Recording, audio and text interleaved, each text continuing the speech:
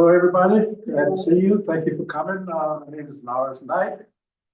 As a teenager, I was, just a regular guy in Savannah, Georgia, just trying to grow up, and started seeing things that just didn't agree with me. And even though I was young, I was just trying to think and figure out what was going on. And as we go along, I'll try and explain things to the best of my knowledge, so we see what happens. Okay, so let's start like this. I'll start from the beginning, and hopefully we can, make some sense of this. I'm going to go back to when I was maybe 5, 6 years old. Like I said, I was growing up in Georgia. It's a lot of segregation there, so we had to deal with it. I remember there was a store in the neighborhood. Guy had 5 sons, no daughters. So by him living in the neighborhood, we all played together. So there was no segregation or none of that. We were kids. We looked at each other for kids. There wasn't no black and no white. We were just kids. So that lets you know that it's taught. It's not nothing that you inherit. You have to be taught that. So anyway, this Philip was around my age. We used to play together. So we'd go up on the main street. They were selling hot dogs for about maybe 5 cents. I'm talking about decades ago. Yeah, long time ago. Yeah, it was 5 cents. So we'd go to the store. The man would let him in, but he would tell me to go to the window on the side. Now I had the same money that he had. Even though I was young, I was saying to myself, something wrong with this. Something not right.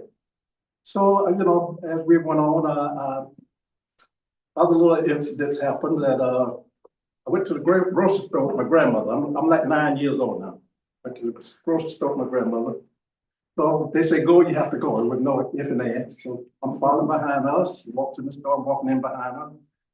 There's water was free for everybody down doing this. So when you go in there, there was water, but they had the first one that says white, the one behind that says color. So yeah, I'm walking behind her, and they had apparently they was doing something with the pipe. So as I'm walking behind her, I see the pipe is open, and I see this long pipe going down. So I'm just walking behind the pipe, and it has like a wow. The wire went straight, the pipe went straight, and then there was a cutoff that went into the white water. But the other pipe kept going from the same pipe that said color. So I'm saying, what's wrong with this picture? So my grandmother's shopping, so she happened to turn her head. When she turned her head, something to me said, try that water. That's what I did. I got caught, I got reprimanded for it, but I understood it at the same time. They wanted to, that was my family, they wanted to protect me, they didn't want me to get in no trouble, because things were a lot different during those days. So she came home, I was under punishment, but I understand what she was doing because she didn't want me to get hurt. That's another incident. So later on, I'm going into 13 years old now. Things started happening. There was a Woolworth, there was a Crest. These were places like restaurants where people went in to eat while you're shopping and all that. Black people couldn't sit there. Yeah, couldn't sit there. So that was another problem. So I run into a man by the name of Jose Williams. I don't know if anybody ever heard of him. We were both in the movement with another man by the name of W.W. Law. W.W. Law was a good person. Everybody liked him. But the NAACP, they went for the lawyers would go to court and try to overturn things. Mr. Jose Williams didn't kind of like that too much, so he wanted to do his own thing. So he formed his own coalition that was called Crusade for Voters. So when Mr. Jose Williams left, I left along with him. So we started up this movement in the Crusade for Voters. So we started picketing these places that wouldn't let black people in. Then we started going to jail. Sometimes I would go to jail 11 o'clock in the morning, get out by 2 o'clock, and sometimes by 7 o'clock at night, we'd be back in there again. That went on and it went on and it went on for a while. But In the meantime, these places that had the segregation, we were picketing them, so I guess they were losing business, so they decided to cave in. So that's another thing that we accomplished. So as we go along,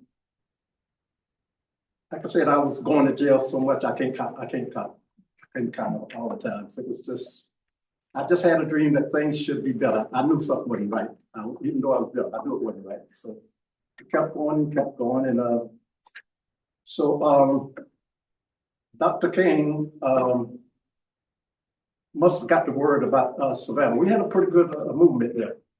So they got in touch with Mr. Jose Williams, and this was going back to 1964. SCLC, which is our Southern Christian Leadership Conference, that's Dr. King. They wanted to have the convention in Savannah, Georgia, because we had a good movement. So as they coming into Savannah, all these people came along with them. Like that's why I met Jesse Jackson, his wife, Mr. Bevel, his wife, other members of the movement. They all came to Savannah, so we got to know each other. We hung out. We went to these meetings, and everything went well. After the convention was over, apparently Dr. King and Jose Williams started talking to each other. Next thing I know, Jose Williams was selling his house and moved to Atlanta, moved to his family. So he was a board member for Dr. Martin Luther King. So everything was going on. He would come back to Savannah and go back to Atlanta, back and forth thing. So, everything was going all right. And then we had the Bloody Sunday. I guess you all know about that. So we watched it on TV. We weren't there. We were still at that Crusade Awards. So we watched it. It was on TV. So that night after the Bloody Sunday, Jose Williams called the office and told us to get ready. We had to get ready to come to Alabama. So I thought it was the next Wednesday, the Wednesday after that Sunday, but a friend of mine told me it was the second Wednesday after that Bloody Sunday. Like I said, I was young and that was a long time ago. I'm trying to remember it the best I can. But anyway, that other Wednesday, got on the bus that night, like 3 buses loaded. We were pumped up singing freedom songs and just ready to, do our part. So when the bus got to the Alabama crossroad, they had to fill up. So like I said, we singing all these songs, got my mind set on freedom, everything going good. So this friend of mine by the name of Barry Wallace, he said, we're going to go in the white bathroom, because you have white bathroom and colored bathroom, so everything was segregated during those times. So we all pumped up with us, with the singing. So he said, I'm going to the white bathroom. I'll follow you too. So we goes in the bathroom, but the whole time we're in there, I went and did what I had to do, but in the back of my head, I said, get out of here, get out of here. Mm-hmm. So I said, Barry, I'm finished. I said, now, I got to go. So he's up there playing with the mouse. I said, I'll pull the door. When I pull the door, the guy opened the door and they had a 45 about that long. They put it in my face and they said, I can't tell you the words that he was saying, but I guess you can figure that out. He's saying some unpleasant things. So I'm saying to myself, well, Lord, here it is. I thought I was gone. I really thought that was it. So, he kept talking and then, when he's kind of summed down and he said, well, I hope I never see you no more if I do, I'm gonna kill you. So I got up. When I got up there, I got back on the bus. I fell asleep. When I woke up again, we was in the front of Dr. King's church in Montgomery. So that's so much for that. So we started, some of the people went to Selma. I stayed in Montgomery with, we were doing backwards and forth. But in Montgomery, we had to do mobilization. Once they get over that bridge, Dr. King wanted a whole lot of people to finish, and we go to the church. Where the governor of the mansion. Yeah, the mansion. So we all of us. And this is one of the best days that I can remember with Dr. King. When they came over that bridge, he looked at me and I could see him. There was a lot of noise, but I could see him saying, "Well done." And I felt good. I felt like, I did something right. So anyway, we had that ceremony. So that night, the people in this town were crazy. They were shooting up the town. So the field director told us we had to sleep on the floor and you had to have your feet facing the wall in case the bullets came through it. That's how bad it was that night. We get up the next morning and we came outside and we were looking around and see all the bullets in the place. So one of the guys came up and said, you know, Mr. Baluzo got killed last night. I said, what? So they explained what happened to me. So one of the guys said, well, Norris, you know you was talking to her. My mind went blank. I don't know, I just couldn't think. So they kept telling me, well, you know you was talking to her before she left. I couldn't register. I don't know what happened. I don't know what happened. I just couldn't register. But one of the guys came, hit me and said, he said, what's wrong with you, Norris? I said, nothing. I just, you know, I don't remember that. So later on, I started hearing what happened that night.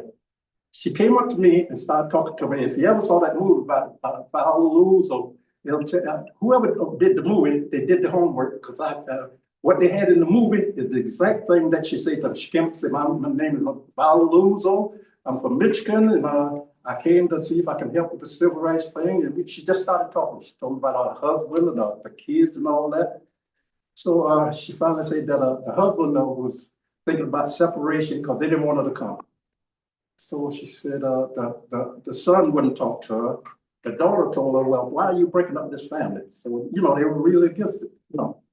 So I dread saying this, but after she said all that, I said to her, so why you came? And later on, I thought about it. I said, that wasn't the right thing to say, but you know, it worked out. She said, this is where the Lord said I need to be. Wow. That's what she told me. Wow. A few minutes later on, instead of sending me to Montgomery with her, they picked one of the guys from Selma to go with her because he knew the area. I was, you know, just yeah. So they, but I was told that they dropped the people off in not Montgomery, but Birmingham. No, not Selma. Yeah. So yeah, some of the stuff I'm just trying to keep remembering. It's over 30 years, so I mean, so anyway, they said that she dropped the people off in Selma, and when they turned around to come back, a truck passed her. They didn't pay no attention, so the people must have saw that it was a black person and a white person in the truck. They turned around, and when they turned around to come back, they drove up on the side of her and shot her, shot her in the head. So I guess the car pulled over. So the guy said that they turned around and came back. And this is what bothered me. When they shot her, you know, they messed up everything, her head and everything. So he fell on top of her and the blood was all over him. But they came back to kill him, but they thought he was dead already. So they drove off. So all that kind of bothered me. And I was saying to myself, if I was in that car, I wouldn't be here standing talking to you. Because you know what I would have did? I'd have got out of the car and I would start running. You know, I was a teenager, I would start running and I wouldn't be here now. Wow. He had the sense to lay down over her. And when they came back and saw it, they saw him laying over, they thought he was dead. So they drove off. Wow. So that's, you know, that's another one of the things. It's just one thing after another. But I thought we were making a little progress. And like I said, we worked there and we registered people and, you know, got things done. We were sent out in the communities. There were some communities that were 80% black. They couldn't get an elected official. What's with that? 80% black. Couldn't get no. So we started working in these communities, registering to vote, and we started making a little progress. When I came to, by the time I was 19, I said to myself, well, I want to find myself, see what I want to do with myself. So that was in 1967.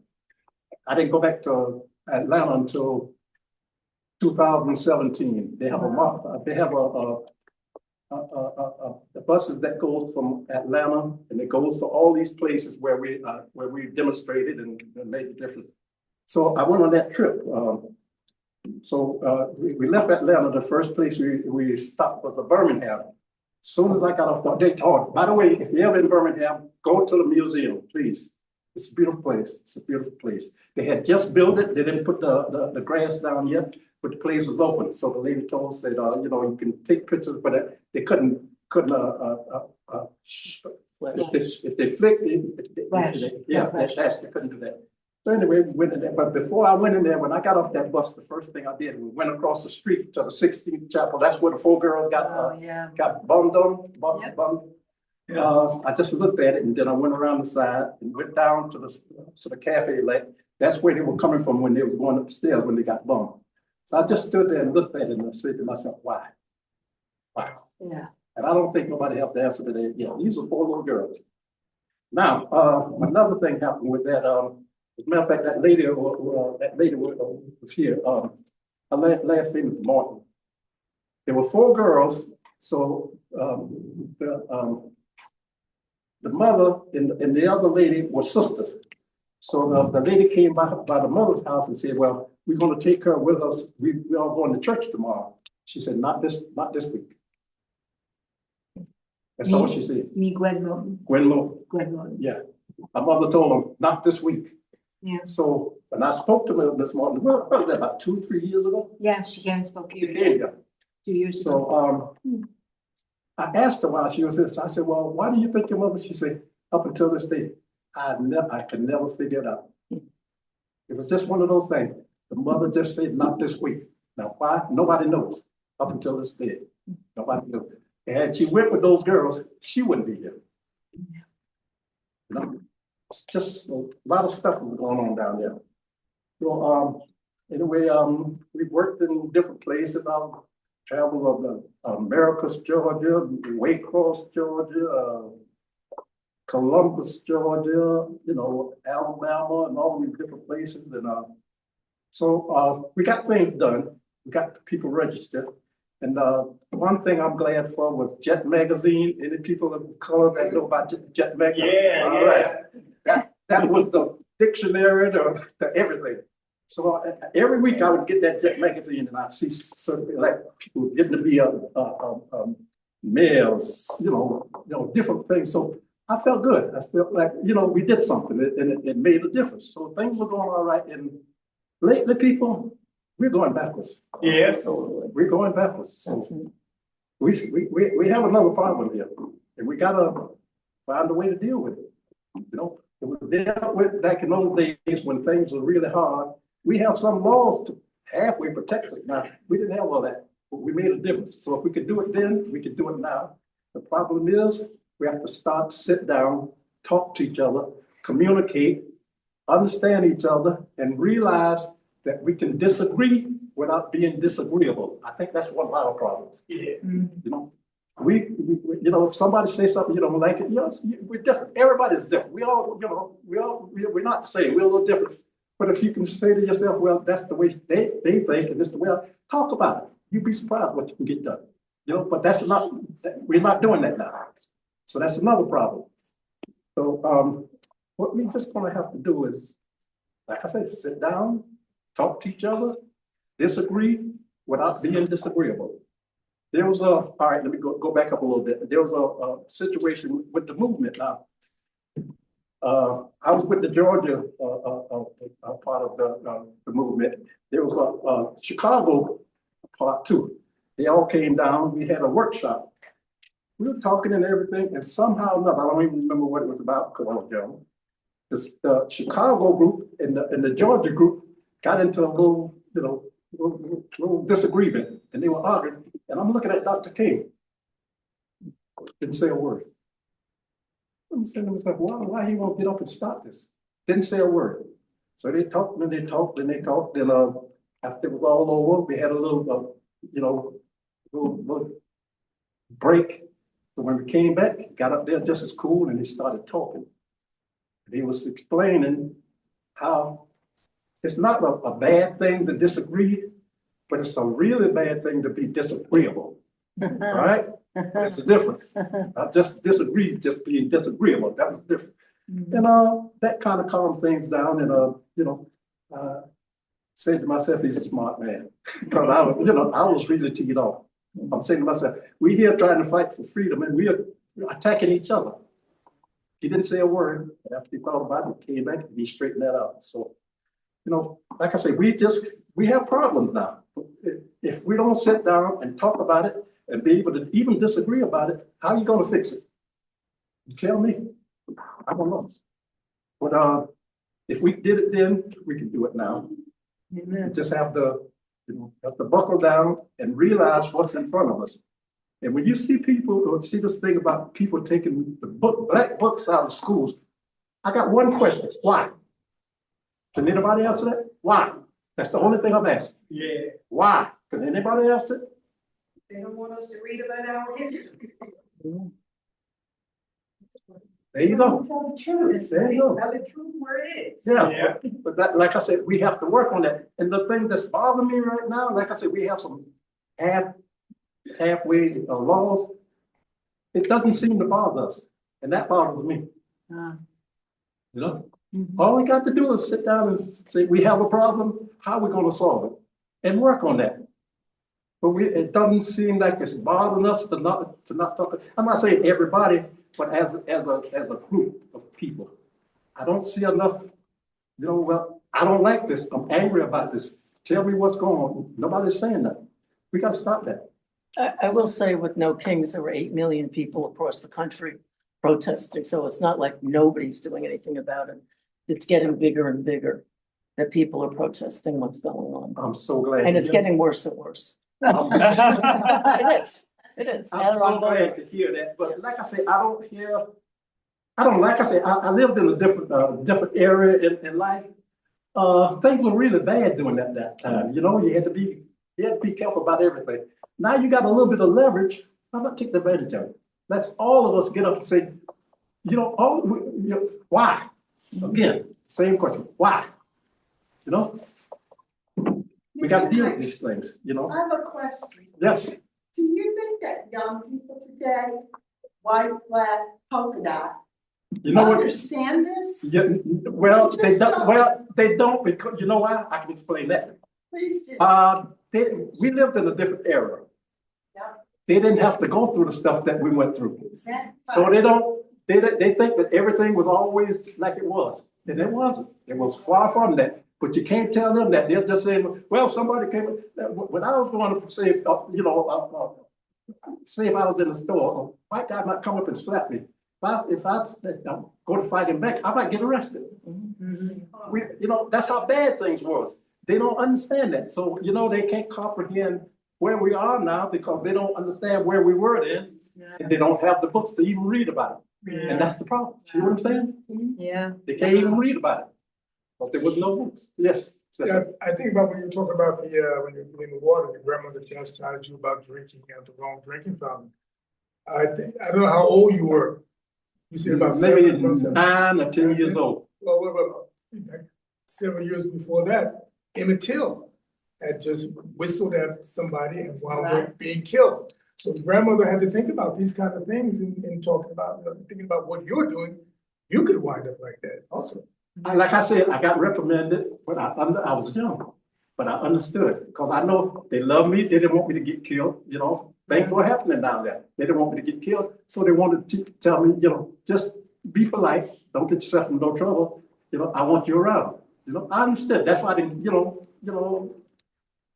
Like I said, I understood it, but that didn't make it right. But you know, I understood it. So, lots of things just.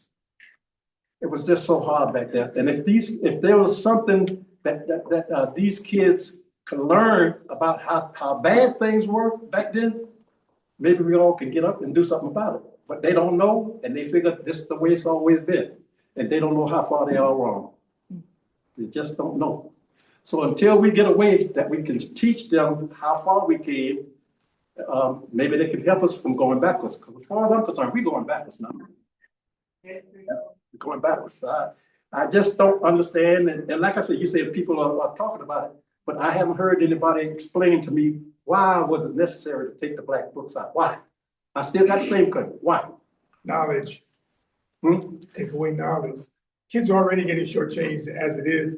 You talk to kids, most of them don't even know basic social studies. I wonder if they can even know what the prime meridian or equator is. They're really being, not taught like we used to be taught, So I mean, it's about knowledge. It's about knowledge of self. Knowledge about the complete history of this country and this world. Okay, so I understand that, but it's also about racism. Yeah, they think it's a reverse racism. Now, even Trump has been saying that. He's like, listen, at the end of the day, you're trying to depict white people as bad people. So everything that looks black in terms of black history depicts white people in a bad light, and they rather look like they are heroic and that everything they've done has been patriotic and great. And if you're preaching the truth, then that is contrary to what they're trying to say. And so then there's no racism, but it's reverse racism. So I don't know how that works, but explain that one. Yeah, but like I say, I think it's a little hard to explain things to them because they were in a different era. The things that we went through, they didn't go through it, and I don't know if it was taught. I don't know if it was told to them. I don't know if they understand how bad it was. So that's another problem, you know, making them understand. I think if we can find a way to get them to understand these things, maybe we can do something. And again, yes. I think it is racism and education, but it goes beyond that. The narrative that they're pushing is that it's a white Christian nation. And online, I said it never was a white Christian nation. It was indigenous people, then Protestants. So what are they talking about? You know, but this is like I don't know whether they ultra-right people or something. This is what they are. They're racist. They don't like Protestants, Jewish, Black, Latino. They want to push this narrative, which is just not true here. Well, yeah, but here's what I'm saying. See, that only goes so far. Let's say, sir, let's say you not feeling well. You need, I'm just making an example. And they said, you need blood. Would you ask them what kind of blood you get, or do you want to get well? What? You want to get well, right? You don't care what even with me, I don't, if I'm sick, if they say you need blood, give me some good blood. I don't care who made it. Yeah. God made us all. Just give me some good blood. I don't, if it have to be white blood, it's all right. Black blood, I want to get well. So when we get that far thinking, it's just messed up. Excuse me, may I speak now? Yes. Like she said, I like to bring in 1959. You remember Virginia and Prince Edward County? You see, I was caught up in that. That because the white didn't want the blacks to go to school. Mm-hmm. How far did I get in school? I taught 7th grade. When I got to go to high school, there were none for 4 years. President Kennedy opened it back up. Mm-hmm. Why? Now we go to school perfect, no problems. Why couldn't it have done before? But also, that was the era that we was living in at that time. and how many schools teach it now? Schools don't teach. Some of the kids I talk to right now, they don't even know anything about that. Another problem. They're not teaching it in the business side. Another problem. Yeah, it's another problem. They all should know. But like I said, we got to get together. We got to fix it. It's been fixed before now. We can do it again. But it all being undone. Yeah, but we gotta straighten it out. Yeah, we That's all I'm saying. We gotta straighten it out. Yes. Unfortunately, when I speak to a lot of people, my clients coming in, and we have a one-on-one because it is just a one-on-one situation at my job. And the problem is, I think, is that, like he said, unfortunately, if you don't see it, if you grow up in a different time frame, you can't wrap your head around how it could be so bad because you didn't see it yourself. And sometimes, unfortunately, if people need to see, hear it, touch it for them to believe it's true or to validate it. And a lot of people come in and their attitude is, if it's norm for them, then it feels good. I think the No Kings rally situation is because it is stepping on a lot of other people's lives. Not so much that is such an umbrella that is affecting and helping everybody, but that now because it's affecting one other person outside of, say, a Black or brown person, now all of a sudden it's a bigger issue and everybody wants to rally together. Unfortunately, there's been a lot of abnormal situations happening for everybody, on one level or the other. Unfortunately, people tend to wait until it's attacking them before they try to rally together. And that unfortunate situation is, if I fix your problem, at the end of the day, when you're content, you no longer care about the fight anymore because you're content and your norm is back to normal again. But my norm is still messed up. It's not normal.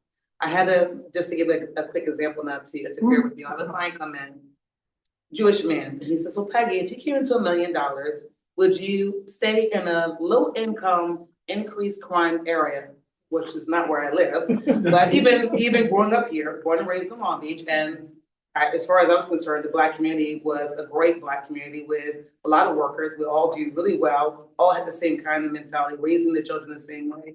So I don't know what he was talking about because that was not my norm growing up here. But his attitude was, would you just move to a all white, affluent neighborhood where there is pretty much no crime or very little crime. And I said, okay, so we're talking about affluent white neighborhoods, let's see. So not to get too, defensive per se. I said, well, I think about Hempstead going into Garden City. You cross over and you see in your street, nice manicured lawns, and everything else, the houses look stately, but there's no life there. There's no people there. They either kill themselves working to try and keep that place, or they're behind closed doors, or they're in their backyards, right? But at the end of the day, do I want to live in that area? And now we talk about segregation. And I said, well, Ruby Bridges, who happened to be, in her 70s now, she had to desegregate a school when she was 6 years old.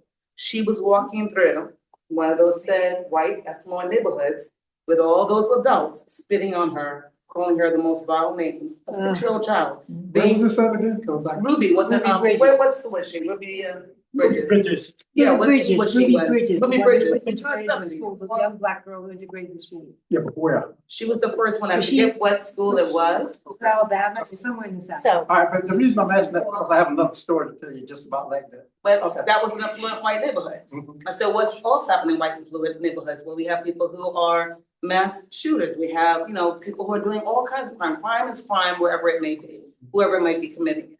But, here he is, a Jewish man, and said, keep in mind, when they get rid of all the black and brown people, a white race, which is not necessarily every white person, wasn't inclusive of Italians and Jewish people, and that became inclusive to make a majority. So you will no longer be on that totem pole in terms of thinking that you're a superior white person, as you might think of yourself right now, because it was added that way some time ago to create a majority, which is unfortunate. So again, if you're thinking that you reach a status quo and you're thinking that you're here and at least I'm still better than this person down here, you don't see a problem unless it comes down your street.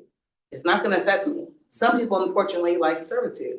They're okay with us being here to serve, to do their landscaping, to do the fruit, to do the farm, to do that work. I just don't want you in my neighborhood, unfortunately. Right. But the truth is, that's the truth. And people don't want to face that fact and say it's the truth, unfortunately. They won't want you in your neighborhood, money or not. When you move over there, it's gonna be tough for you anyway. All right, the reason I was asking, all right, go ahead. I think the neighborhood would have gotten a little better because I've been living here a long time, in 64 and 65. You could not, I used to live at 317 West Fulton. We was the only black and one Spanish. When the police came to visit us all the time, and we wasn't doing anything. My children could not play with her children. But they would come to my door, I never put them in. They called the police on us all the time, we won't do nothing.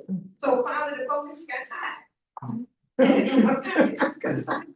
Stood us. And believe me, when I tell you here, there's plenty of stories we could tell. She knows, we had Central School, which y'all went from the first to the 10th. All black. One of Spanish called it then. All black. Then when they decided to send them to Lido Beach, I went to a meeting, you know what the white lady said? Don't want them niggas down here. That's exactly the word they said. whoa. But that's how she felt at that time. Police had to come in and escort her out. Yeah, that's what. So things is not as good as you think it are. People are hiding it, but it's coming out now. And you know the reason why it is showing its face. Oh, well, it was swept under the rug, but we know what, we know who pulled the rug up. Anybody never got good sense. We know what happened when they pulled the rug up. So that's what's going on right now. So that's the answer to that one. I got another little story to you about, there's a man by the name of James Meredith. Now, the only reason I know about him is because I was in civil rights. Anybody ever heard that name? Oh, you know, huh? All right. I was, James Meredith was one of the first black men to go to a integrated school in Mississippi. They used to show films of that when we was in that's another little problem I got with SCLC. They got a lot of films. I don't know why they don't put that stuff out there and let people see it. If you see it, maybe you can understand it more. But anyway, I saw the film. Anyway, there was 3 people in the classroom. James Meredith, the school teacher, and police with the long guns. Only 3 people in oh there. my God. So they showed the window. I guess the white men were working. The white ladies, they were hollering and screaming and throwing balls. Like, I said to myself, what is this? It was just those 3 people in there. So he got out of high school, he went to college, he graduated from college. So after he graduated from college, I guess he said, I want to do my own thing, you know. There was SCLC, there was SNCC, there was, you know, a lot of, he wanted to do his own thing. All right, good. So he came up with this idea, I'm gonna have a march from Memphis to Mississippi. Wow. Okay, all right. So it started on a Sunday. So I was in Atlanta at the Scope House during that time. So we were sitting around and all of a sudden we get a call, pack your bags. We had to leave that night going to Memphis. The first day that he started, he had his back to him. I guess that's the only reason why he's still living, because they got him in the back with the buckshots. He had to cut all this hair out in the back. I still can remember he had on a sky blue short sleeve shirt, but he only had one button because he didn't want it touching his back. So when he, like I said, I saw him when he came in. I didn't really recognize who he was. I'm saying, who is this? And he turned around and I saw his head. I'm thinking, oh my goodness, what happened here? So he was looking around. So Dr. King wasn't around that day. He walked into Jose Williams. He saw Jose Williams and jumped into him and he started arguing. And I jumped in front of him. So his idea was, well, this was my thing. If I got shot, you all should wait till I get back, till I get out of the hospital. And I jumped in front of him. I told him, it's not about you. It's about freedom. You know, he was only one person. I know he went through that thing, but I told him, I said, this ain't just about you. It's about everything. It's about freedom. So he looked at me and he turned around and walked away. And we finished the march. You know, we finished the march. But I can understand he went through so much. You know, could you imagine you, the school teacher, then a state trooper? That's what it was, state trooper. Only 3 people in the class. That's how mean they were. Wow. You know, so we came. Again, like I say, we came a long ways, and I assume he's doing good things now. But like I say, it just wasn't about him. It's about the movement. You know. And also we had SCLC, we had SNCC there, we had everybody there, you know, helping him, but he didn't see it that way. You know, this is my baby. So, but anyway, we finished that march, and just another one of the things that we went through during that time. It was one thing after another, you know. But yes. I have a question. And I've heard, how did did they train you in how to behave when you came across Workshops. these situations? Workshops. What did they do? What did they tell you? Workshops. They had films, like I said, they had all kinds of stuff, films, and they would tell you, you know, if somebody hit you, you know you can't hit them back. If we started fighting back with those white folks, who's gonna win? They had the law on their side. So we knew we couldn't win. So we had to deal with it.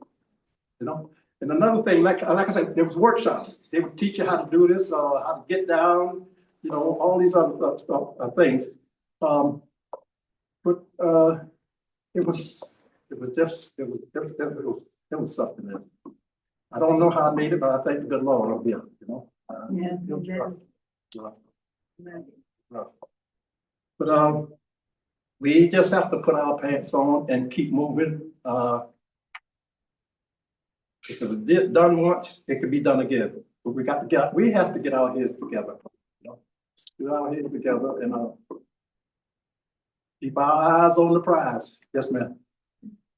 My name is Norris Knight, and my work is about training teachers how to teach reading and writing to immigrant children. And I think it's really good to hear stories and all this, and we are thinking about, oh, it happened a long time ago and all that.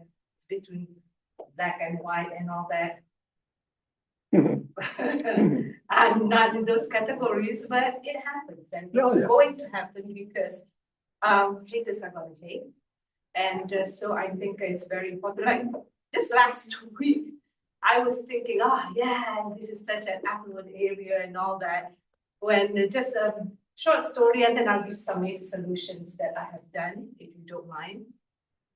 When our neighborhood was having the band on the porch, and so by the church, we were watching the band and all that, and I was sitting beside this nice couple beside me, and we were just enjoying the music.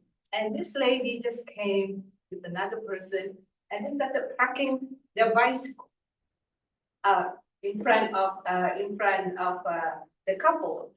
a white couple, and then the couple said, hey, you're blocking my view. And there were plenty of other space that they could have put it by the side, you know?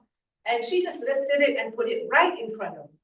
And I was sitting alone at that time. My husband was in the front, but my daughter was beside me. My daughter was just like, what? And then she took a second bicycle and put it in front of me. And the first thing in my mind is, what made it okay for you not to block these white people, and what made it okay to block me? You know, and it's not as if you don't see me. I'm very visible there.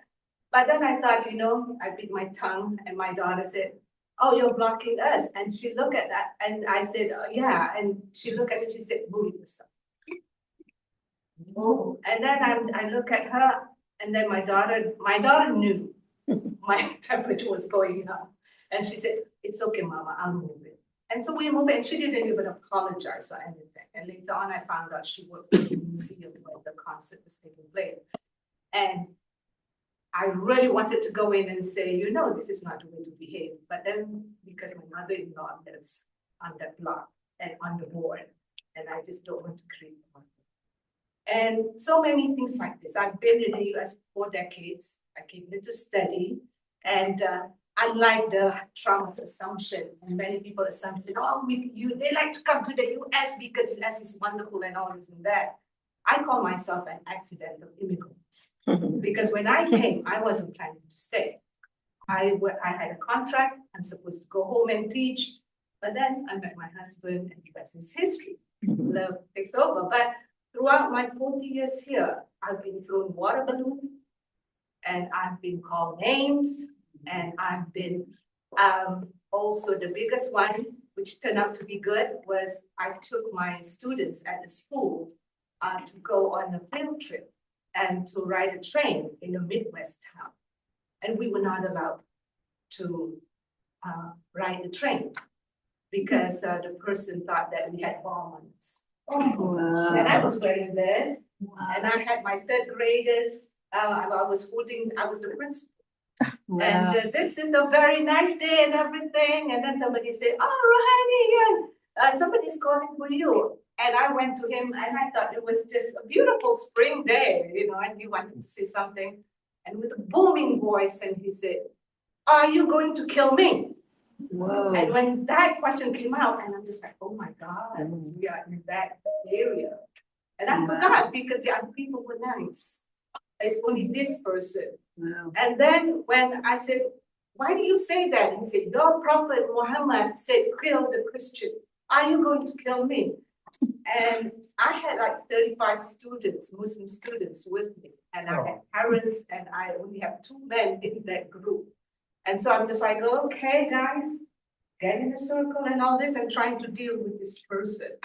And immediately you can hear the gaps from the other 50 people there, like you guys just did just now. And so the workers came out and just pulled the guy and said, no, because he couldn't have said that to me because I can sue him for discrimination. But because I always believe in mercy, I always believe second, third, fourth chances. And so we decided not to do that. But what we did was later on, they just put us on very nice cars. And then each car has people from the railroad company. But later on, I found out that the person who talked to me like that was the pastor of that town. Oh, was the So what? that was Pastor. really A pastor? scary. Pastor, That like a was religious really man. scary to me because if it's an uneducated person, they've never seen a Muslim, they have never seen a hijab, it's fine. But for a pastor to do that, but the good thing that came out of it is that I decided to do my PhD at that point because I wanted to share all these stories since I came to the US in '85. And then I was fortunate enough, I was at the University of Wisconsin in Madison, and I was very fortunate to get a job to work at the Lubar Institute at that time. Unfortunately, Lubar Institute couldn't sustain the institute. And so where we work with people from the Abraham.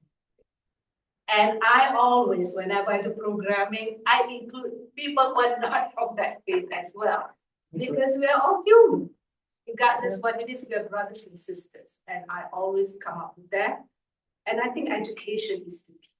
Like having programs like this, you bring people in, and two programs that work for me as the coordinator of a program in Equitable Institute is having a program for community leaders. Okay, I did. Community leaders, pastors, rabbis, and all that. And I remember that I have a program where we come together and we talk about this is a draft of what this program will be like. But I always like to ask, what do you think? How can we add? What would you like to see in the topics that we are going to cover for the next 3 weeks? You know, and then what we do is I started it with started with the program talking about my faith, what Islam is, Islam 101, you know, introducing that. And then next week, somebody from the church. Next week, somebody from the synagogue. And next week, and at all these meetings, we always have discussions. Because if people don't want to talk, I think they come for the meeting. And that's what you do. You bring people together, and it's okay for, I always say that for the next 3 months, we are going to be a family. And as a family, what is your ideal family? So you ask people, and that being a family doesn't mean to love everybody, because you know you don't get along with your siblings, but acknowledge the issue. What is it that we're going to talk about? And I always say, you have to agree to disagree, agree. Okay, I hear you. And, you know, I hear what you're saying, And children, we Okay. must bring together the children, we must have programs bringing together youth and also young. Okay, all right, I hear you. But, and saying that, we, like I said, we used to have workshops. You know, we didn't just go out and pick it. We had to have workshops, figure out what to do, what not to do, how to do it, how to talk to people, you know. And, some of the things that Dr. King would tell us that sometimes, like you see in your instance, what you're saying, when people are talking like that, they are hurting themselves. So they take it out on you. It's not so much that they're hurting so much in themselves, they point at you, but it's really them. But we're like the scapegoats. But they're really hurting inside. And you know, it didn't kind of, some of the things he would say, it didn't recognize at the beginning, but if you think about it, it makes sense. It makes sense. That's why he was who he was. He was a smart man, and we got things done. We got things done, and I'm so proud of a part of that. So, the only thing I can say to us, keep our eyes on the prize. Let's keep pushing. We give up, we're done. So let's just keep our eyes on that prize, and if you see something wrong, let's try and fix it. But we have to be able to talk to one another like we're doing. I'm so glad I did this. I'm so glad to hear all these comments. But this is what it's going to take for us to get this thing done. We got to talk to each other. We got to listen to each other. That's another thing. You can talk, some people talk and don't listen. That's another problem. We got to put all that together. But works bring progress. We got to work on it. You know, if we keep working on it, we'll get it. We're going to get it done. If it was done before, it can be done again. We just got to put our head down and do it. You know, not talk about it, but do it. And, you know, we're going to get out of this. We're going to get out of this, but we just got to work at it, you know? So, yes. Say one thing, I grew up in Baldwin. I was 11 in 1963. And we were taught in school that the South was bad. They had slaves, but not the North. And then I think it was 2019, I went to the African American exhibit in Washington in the Smithsonian. I didn't get there yet, but Well, they're taking stuff down, so you better get there quick. But it really opened my eyes. And what shocked me is we were out in Port Jefferson at a museum, and this 20-something-year-old is a PhD candidate, and he said he was taught the same thing. And he, you know, I've been collecting articles on slavery on Long Island, and that's what he's thinking about doing his PhD thesis on. But it's all denial. And, you know, I've come across pictures. I'm in Baldwin, Malvern's maybe 20 minutes away. There's a picture when they desegregated Malvern schools with all the Black people on one side, the white people on the other side of Ocean Avenue. We didn't even hear anything about that. I'm sure my parents knew, but they didn't say anything. But all those events you're talking about, as an 11-year-old, like the students, the children that were killed and Medgar Evers, all that stuff, I was, yeah, I knew it. You because of TV, you knew it, and it was wrong. Yeah, it was. It's gonna stay wrong until somebody changes. And that's gonna have to be us. It's gotta be us. So we got work to do, people. So, until I leave this world, I'm ready. I'm ready. When I was a kid, I said to myself one day, I said, when I was young, I said to myself, at one day, I know I'm gonna want to have kids. And the last thing in this world that I want to do is see my kids go through the stuff that I went through. So that's why I got so dedicated. Somebody had to do it. I had friends of mine that I grew up with say, boy, you crazy. Why are you into that? I said, well, I know why. Oh, okay. Just erase racism, if you want to mention that. The Erase Racism Group on Long Island. Who? This? The Erase Racism Group on Long Island, you concluded, you asked me to remind you to mention Erase Racism is an association on Long Island in Syosset. They've been here since 2001, and their website is up there. But to find out what's going on Long Island now, Oh, okay. I and know what you you're can talking do here, they're an excellent group. about. Okay, well, all right. I know what you're talking about now. Yeah. All right, people, I'm just learning about this, so I didn't say too much about it, but she's got me, informed. If anybody wants to check into this, it's something to think about, and we talk about Nassau County and Suffolk County, right? Well, something you need to think about them. If you want to talk to them about it, like I said, I'm just learning it. If you want to talk to them, I'll take this information and you can call them and they'll explain everything to you. I didn't know it was that bad. I didn't know it was that bad. Apparently it is. So that's another thing. As you're leaving, if you want to, get into this, just take the information from there and check it Can out. I just get a question in? Yes. Yeah, I'm sorry I came late. I wanted to see it earlier. Unfortunately, one thing that's the color of racism of the greed of the money. If you have money, you definitely have more freedom. Money is a very intrinsic part of how people are oppressed. And it seems like Elon Musk is the first trillionaire. Well, then that means that there's going to be having to be more and more poor people, right? I mean, there's only a certain amount. And I think it's great that people are going on rocket ships and we have money for wars and outside endeavors. We gave Ukraine $300 billion, but we're not technically at war, but we're just giving them help in their war. I mean, this is almost like, but what are people more interested in? Yeah, the Knicks are going to win the big game and the World Cup is coming and everybody's so entertained. People don't realize, man, there's a lot of stuff that's going on with our money, with our time, and we seem to be so entertained. The political people are the news celebrities, the sports people, the movie stars, but there are so many people suffering horribly and they just don't have the resources of the mentally ill. What do we do with all these mentally ill people that are just wandering around streets? Talk to your politicians. They as soon as they let them out, they start acting up. Talk to the politicians. That's their fault. I know the answer to that one. Excuse me. Sure. Yes, ma'am. Come on. Me? Yes. How do you feel about, we're in the month of June, and how do you feel about Juneteenth and honoring a white man on Juneteenth?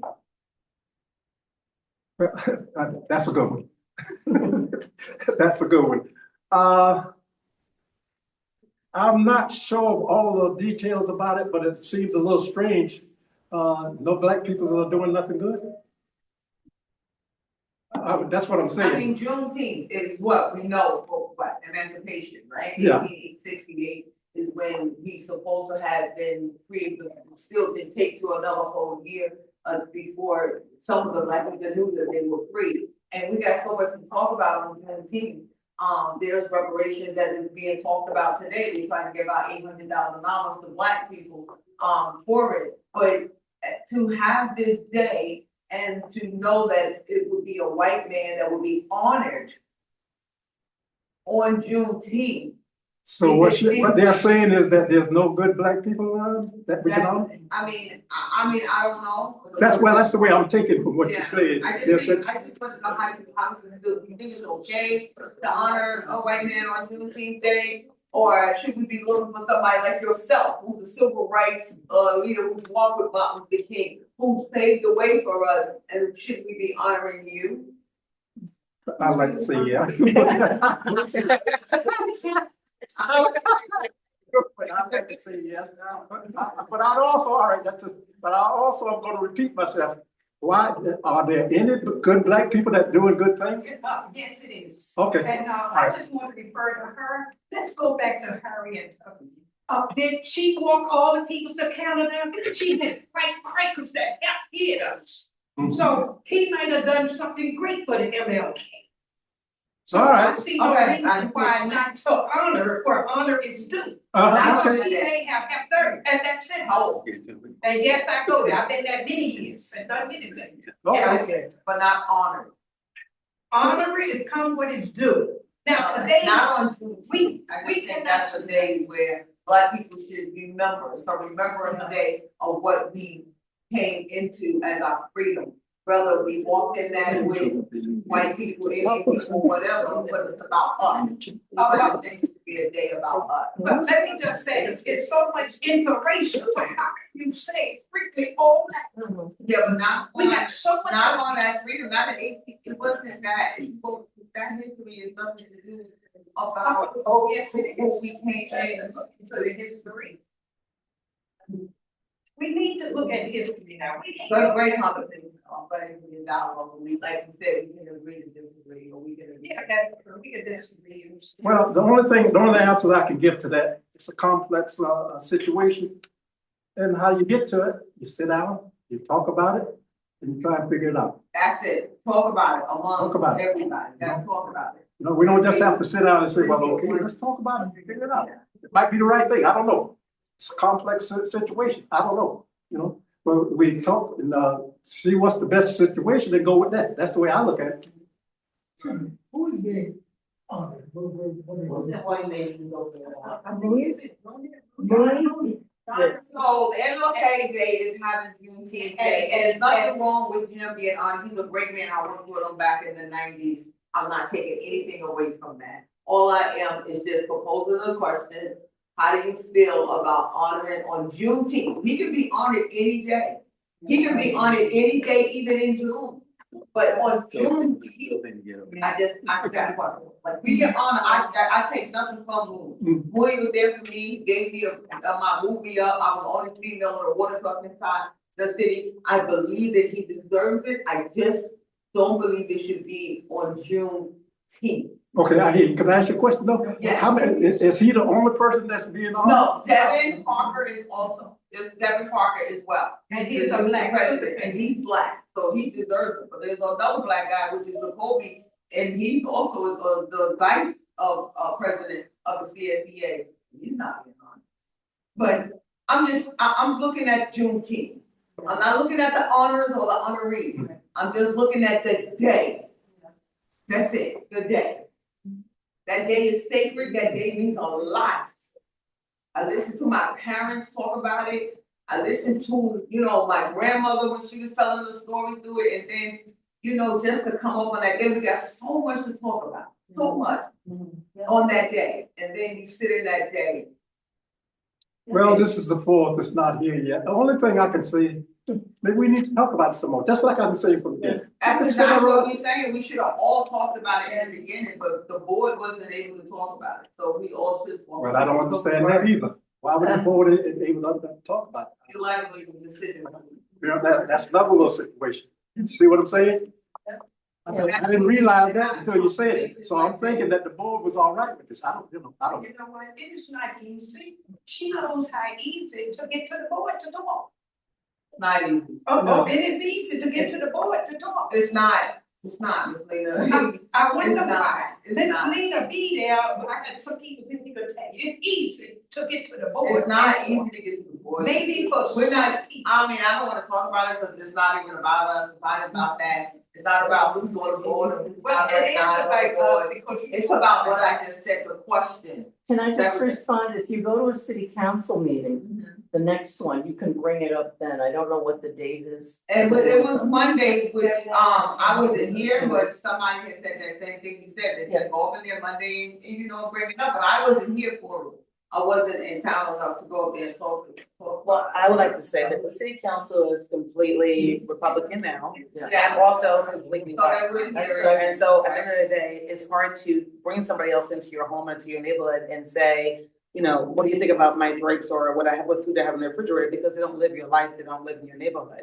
I think the unfortunate part is, I understand what you're saying, I think the unfortunate part is that even if we were to, like, people bring up stuff, like, not to distract from what you're saying, but like people say, I don't like celebrating Christmas because it became too commercial, it should be about Jesus Christ, or I don't like to celebrate Thanksgiving because it's really not a great holiday because of where it originated from, with, you know, Christopher Columbus and the whole situation. Same thing can be said about Martin Luther King Day, also in terms of Juneteenth. I think the bigger problem, I don't really look at it in terms of the day itself. I understand what you're saying. I don't lean into honoring anybody per se. I think that everybody deserves their flowers while they're here, and they deserve that recognition. I'm not one for being on the soapbox myself, don't like it. But in the same token, I think it's bigger than that. I think it's about not us finding something to pick at, but even rightfully so, but that we gotta think about the bigger picture, which is how can we collectively go to a place that is the one place in town that we can collectively go to for free, sit up there and congregate with each other, and we can't seem to do that without one side being against the other side for one reason or the other. And that's the bigger problem, because then we gotta fix that so we can move forward and say every day should be a celebration day. Every day is a day that we should be able to come in there, not just send our kids there, but come there as adults and be able to have these conversations Absolutely. and in a way that's That productive. was not open. I understand, but I'm just saying in terms of productivity, it's not about winning or losing, it's about trying to find a way to have a conversation. so Have a we can get out there. conversation, that's all I know what people you're wanna saying. have, but I don't think it should have been just put out there without having that conversation. Well, that's Because got even a if lot you of, say- it's got a deep conversation with that one. 'Cause So, it's- to yeah, just it's deeper than that. piggyback, when you said like holidays, don't get away from and stuff, well, the MLK Center is Martin Luther King Center, and for Martin Luther King Day, it is a day of celebration for his day. For Juneteenth, it is a day of celebration for that day. So certain things, we need to stay on target about. We don't need to go off and do other things, because then we're taking away from what that day really means. I agree, but we can't just go there just for Martin Luther King Day and Juneteenth either. We gotta go there and not just expect, we can't expect everybody to come together and be right on just those one celebratory days, even though they're great. We gotta come together all the time. But we can't come there with the, oh, well, how come you're not wearing black with your orange and your green? How come you don't have a headband on? It's like, it becomes too picky. Yeah. I'm not trying to defend anybody. At the end of the day, I'm an outsider to that too. And even though I grew up here in Long Beach, I very rarely went to Martin Luther King Center. You can ask around. I mean, everybody knows my sister, my brother, very rarely do they ever see me. So I'm not sticking on anybody's side per se. I'm saying it's more than the day. It's more about how can we come together as a community and forget about the day specifically and the celebration. Right, if you do. So, I mean, I think that it should be a conversation, and it should be a conversation with the full board up there. But it is hard to get, Like the but it is board, hard to get the adults. And it's hard to get people in there, and there's a lot of, I went around these streets, and I got 400 signatures of people who want to, they wanna be involved in the community. They want to know about the community. They don't wanna. They wanna go in, they wanna be in that center, and they wanna know what's going on, because the sitting there, and we've had this center for over 40 years, and what are we doing with it? And they said it's like a babysitter. You know, it's like because the adults do send the kids there. I've been there, I've sent the kids there. And the seniors are there, and the seniors are left, but the seniors are left. We don't want to distract from Norris's meeting, because it's about him having his civil rights thing, and I don't want to. Because that was the right thing, that's what I'm talking. No, but I don't want to detract from what he's saying, so. All you need to do is come to the center. That's all, anyone. They don't come out because they. It doesn't mean you can't do it. exactly what They don't feel like they. And speaking to the young age. I just want to say one more thing. I want to read something to you guys, and then we'll go back to Mr. Norris. There's a poem. It's written by, I believe, a guy who followed Hitler at one point in time. He said, first they came for the communists, and I did not speak out because I was not a communist. Then they came for the socialists, and I did not speak out because I was not a socialist. Then they came for the trade, unions. I did not speak out because I was not a trade unionist. Then they came for the Jews, and I did not speak out because I was not a Jew. Then they came for me, and there was no one left. So we keep looking for that, when it come down my street, or when it only affects me specifically, we're always gonna stay divided, and we're never going to come together. We can't pick and choose just to stay on one fight. I get what you're saying too, and I get what Mrs. Norris is saying. I'm sorry for taking up your time. But at the end of the day, I mean. It's all right, as long as we're talking, Yeah. Oh, okay. Dr. King used to say, the truth will set you free. Yeah. And we seem to be a country running from the truth all the time. And if I taught my girls who are now young adults themselves, anything, I hope it's that I taught them to speak truth to power. Because if we can't do that for ourselves, we can't expect anyone else to do it for us. And I think that meetings like tonight are so meaningful. Yes. Because no disrespect intended here, but every year we lose more and more people who can tell us of these firsthand experiences. And it's your legacy that everything is built on. And we owe you such a debt, such a debt. I can't even begin to fathom seeing things through your eyes as we had to experience them. I never can. I'm a white woman. I mean. But you're a good woman, so we agree. Let's put them down. If you're good, you're all right. That's the way I look at it. I look at the color. If you're a good person, you're good. Not about the color of your skin, it's about the content of your character. Speak, Dr. King. That was his words. That was his words. I'll tell some of your character. And I want to get back. This is going to change things up a little bit. This can get you killed, but this cannot save your life. This cannot save your life. This has nothing to do with the type of blood you have. This can get you killed, but this 1/32 of the top of the skin will not save your life. And you know what I say? Is there any such thing as white blood or black blood? Last time I heard of all the colors. It's good blood or bad blood. Like I said earlier. Is anybody else? I want good blood. Listen, let me change up a little bit. I want to go back to you when you were talking about the city council. Like you say, all of them won. They came out to vote. That's how they won. Yeah. We got to do the same thing. I mean, when you talk about 7 million people didn't vote, and you know what some of them are saying? Well, my only one vote, but that's how you get. That's how you take one vote and you add it up. That's how they win. So if everybody votes, we can make these changes. It's not that hard. And I want to say this to y'all people that vote. Since they came up with this thing about the pre-voting, I go in there like 10:30, 11 o'clock. I walk in there, they give me the paper, I make my thing up, I give them back, and they give me my little pin that said I voted. It's like 7, 8 minutes. We don't have that much time to vote. Do we? 7, 8 minutes. Now, if you want to wait till the day that everybody is voting, you got lines going around the corner. But if you use your head, do it the right way. Go in there 10:30, 11 o'clock in the day, either 2 or 3 o'clock in the afternoon. You walk in there and you vote and you go right out. Before you know what you're doing, you're out of there.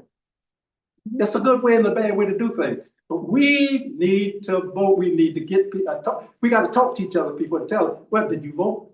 Are you going to vote? They might say no. Well, you say, well, we got a problem. We just got to talk. We got to talk. if we can talk, eventually, hopefully we'll understand each other, we speak in the same language. Maybe we can, that's how the change comes about, y'all. I don't know everything, but I know something. And this is how you get a change. We Well, all, voting rights for white What are people you gonna run are for? going away. What are you gonna run for?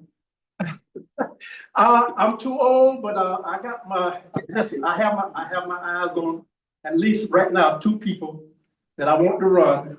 And if I can get them to run, I'm gonna back them and I'll tell them everything I can help. I'm a little too old.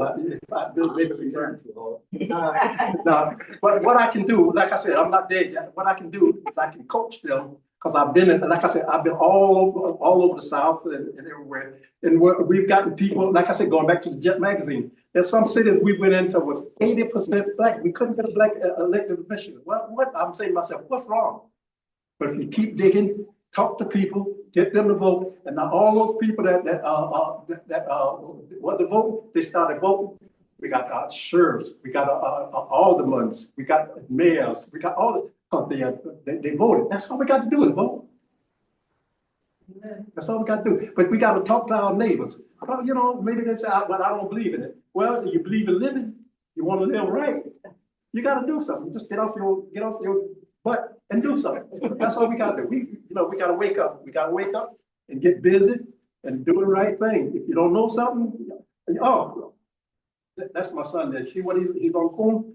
We didn't have cell phones back then. Really?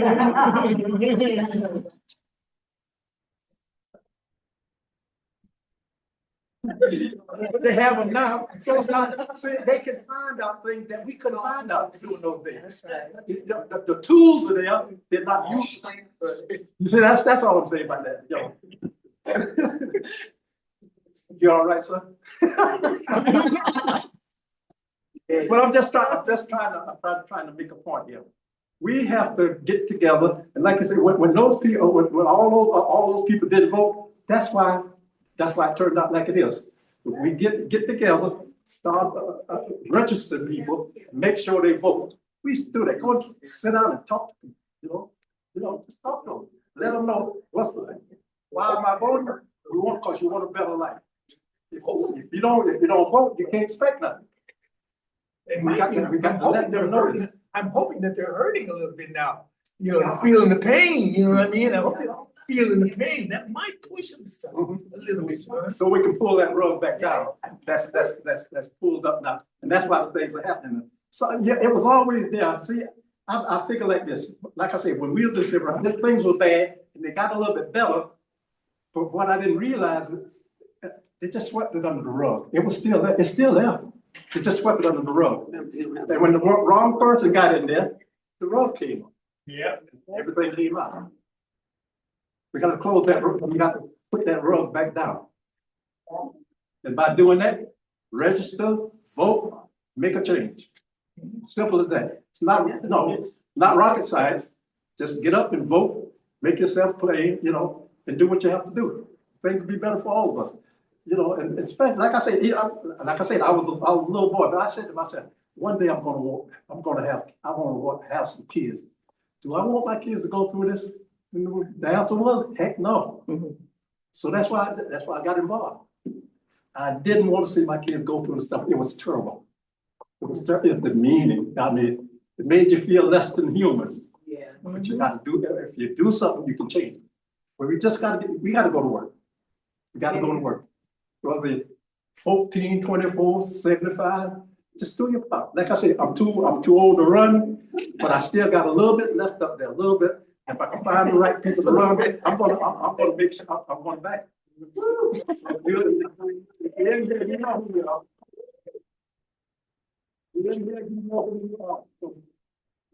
Looking for another 1 or 2 more people. And when I get those people together, I'm gonna coach. I'm gonna do everything in my body, get them elected, so everybody can have a better life.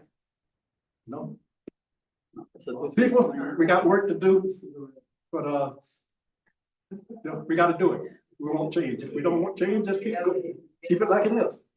But I know, like I said, even at my age, I'm too old to run, but I'm not too old to want to see a difference.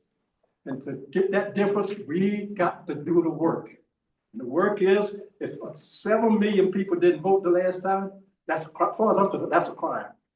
That's a crime. Because if we had voted, we wouldn't be going through some of the stuff that we're going on today. That's right. Today. So, got to do our homework. Yeah. People, I'm hoping that we got something out of this, and I just hope and pray that we learn to talk to one another, communicate, talk to one another, be able to disagree a little bit, but just don't, you don't have to be disagreeable. No two people are exactly right, so we're different. We're gonna have our different ideas, but talk about it. See if you can get something done. I guarantee you will. I want to thank Mr. Knight for sharing his memories and experiences tonight. And as we go forth into the greater community, let's try to make a difference. That's all we can do. Do the best you can, that's all you can do. You know, any more questions, anybody? I hope we all got something out of this. You know, like I said, I'm gonna do what I can do, but we need change. And we need everybody to help bring that change about. If we don't get together and do it, there's nothing gonna happen. We're gonna keep doing this, going through the same stuff. And who wants to keep doing that? I know I don't. I know I don't. So What do you think of New York City Mamdani so far? it's a work in progress for me. I don't know too much about that. It's a work in progress. I don't know. Thank you for coming, sir. I've done for you, all right? Thank you.